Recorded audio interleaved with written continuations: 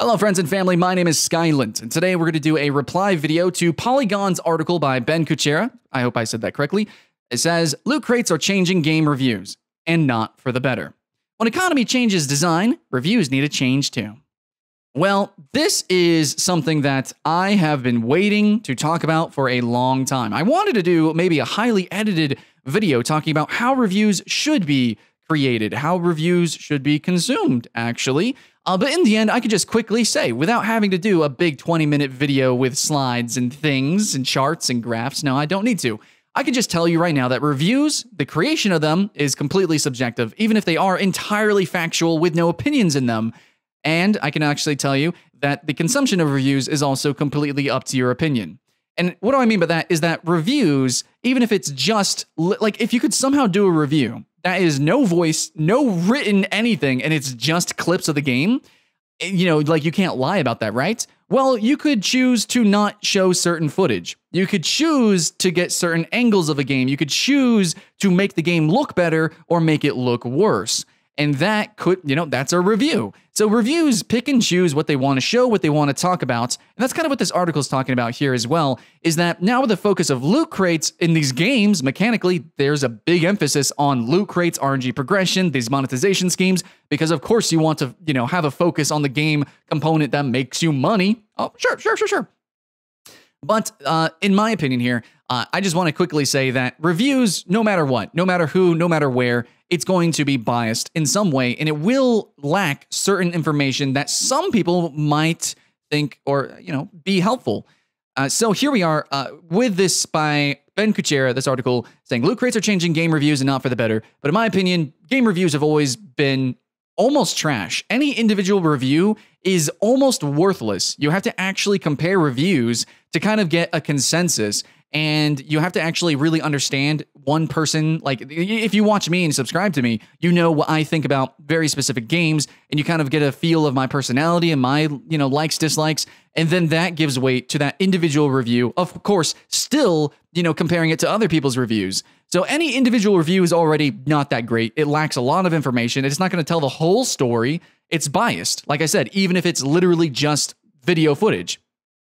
But then this guy says that loot crates are changing the game reviews because of these games that have been coming out, right? Loot crates are a big focus. It's a big buzzword to talk about. And Ben Kuchera essentially is saying that game reviews are missing a lot of information now because they're just talking about the loot crates, which again is really good for search engine optimization. If you're not aware of what SEO means, it basically means that when you write reviews, you want to include very specific buzzwords. So currently, yes, a lot of people are going to be talking about pay to win. They're going to be talking about monetization. They might include terms like free to play, freemium. They might, you know, they're going to have stuff like that. They're going to, you know, talk about grind. They're going to be very specific with the words they use so that when you type stuff in Google, like, hey, is Battlefront 2 pay to win? Is Battlefront 2 grindy? Oh, how are the loot crates in Battlefront 2? Then it's going to pull up their review article, and it's going to pull up, of course. But the thing is that reviews have always been like that. That's my just immediate response is that, Ben Kuchera, dude, reviews are always, that's how it is.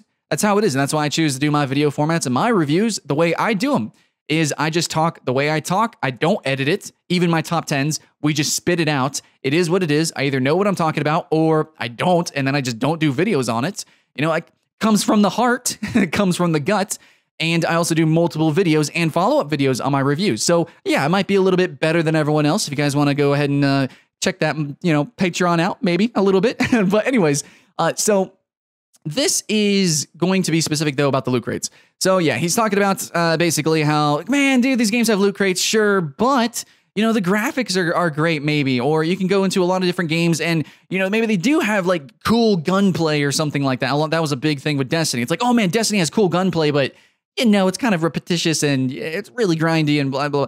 You know, you can make all these excuses and everything that really, in the end though, some parts of these games might be cool. But here is my immediate response to that and the whole loot crate thing with these games. And I will admit, Battlefront 2 in a lot of ways is seemingly a really cool, pretty package.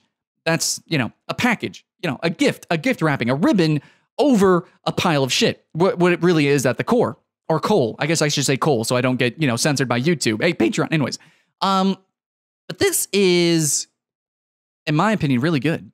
It is good that now we are talking more about these loot crates because they do interact, intersect, and infect the rest of the game. So if the game has great graphics, which I do think Battlefront 2 in some ways does look good, though in some ways it actually looks bad, but regardless, that was in my first impression video. I think that if the game looks good, but it doesn't play good, then you should really be mostly talking about the gameplay. And if you can't actually unlock a lot of heroes, if you can't actually play the game to the fullest during your review, then you need to talk about that. So if these loot crates, if this RNG progression is constantly being slapped in your face, if the gameplay revolves around those loot crates and the monetization, then absolutely that needs to be the focal point of the review. For instance, in games like MMOs, you immediately, absolutely, in most reviews, even people unlike me, very much unlike me, will talk about, the subscription plan or what is the monetization? Like, okay, is it free to play? Is it monthly subscription? Do you have to buy boxes? Is there expansions? Because that directly intersects with the gameplay. So World of Warcraft is a subscription, plus you buy boxes. So what do you expect from World of Warcraft and games like it, like Final Fantasy XIV? You expect incredibly sick endgame, consistently updated endgame, because you're buying that subscription, that constant update for, new updates, that constant uptick of, money that they are getting. And then the boxes, you're getting those big expansions, that big bounce, of content. You got new classes, races, new dungeons. So that directly intersects and not infects, but it affects the gameplay in a positive way. However, the infection here is when you do the opposite in a way, is where instead of truly adding content, you just kind of make content and make it look really pretty. And then you just kind of rake it and you just separate it and in ways break it so that players have to go through not just buying a box anymore, not just even getting a collector's edition, not even just buying DLC anymore. But now we have to go through this whole other system and trudge through the mud.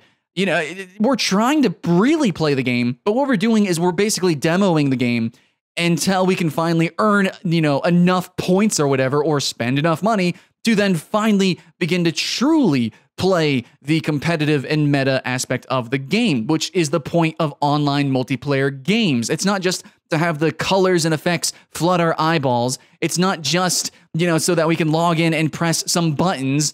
Oh, the gunplay is cool. Well, I can't even play with all the guns in half of these games, like Battlefield and of course Battlefront. I can't even play as some of these heroes. What a tragedy. You can't say that loot crates aren't, at least in these modern games, infecting the rest of the game. So if it does permeate most of the mechanics and most of my experience in the game, then you can betcha that will be a big focal point of my review personally.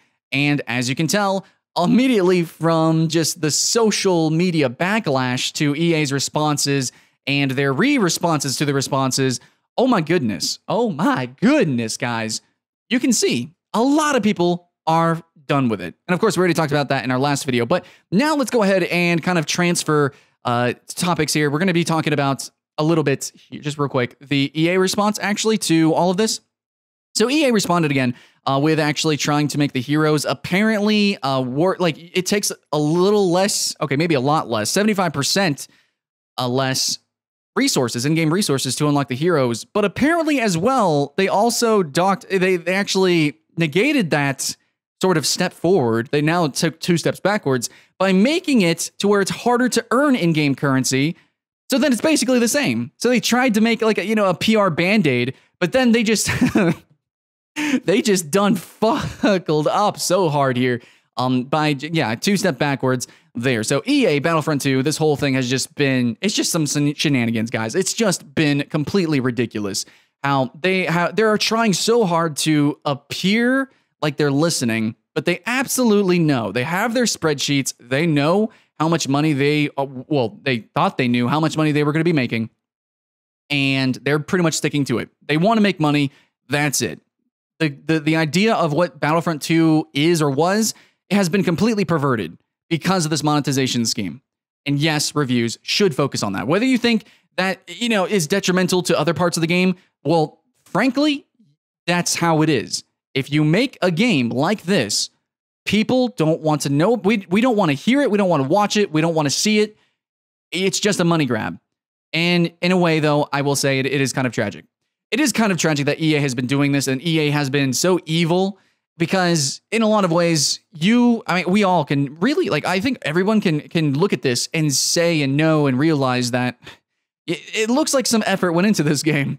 You know, DICE is a pretty cool company, man, and this game doesn't look that bad. Like, graphically, it's interesting, and there's some cool concepts. In fact, even in my first impression, which I mostly ragged about, the loot crates and a lot of other stuff, there was actually some really neat stuff that I really want to see in more games, and we're not going to talk about that here, but basically, there is some cool stuff to this game, and it will be completely overshadowed, and it is tragic, especially as somebody who went to game design school, and I would love to work with a game studio myself. I really think that would be cool. Maybe the next step, next chapter of my life, maybe. But at this moment in time, if it means working for a company like EA or making a game like this, I just feel like my effort would be wasted. I'm sure there's concept artists and there's 3D modelers and people who have been coding this engine who feel really proud about the achievement that they created here, which it is. Graphically, and aesthetically and mechanically, to some sense, it's a cool game in a lot of ways. But seriously, it is this monetization in the multiplayer game, the progression actually strangles this game. And like I said in my last video, like 10 different times, it perverts the game and it ruins it for a lot of players. So it's all sorts of sad.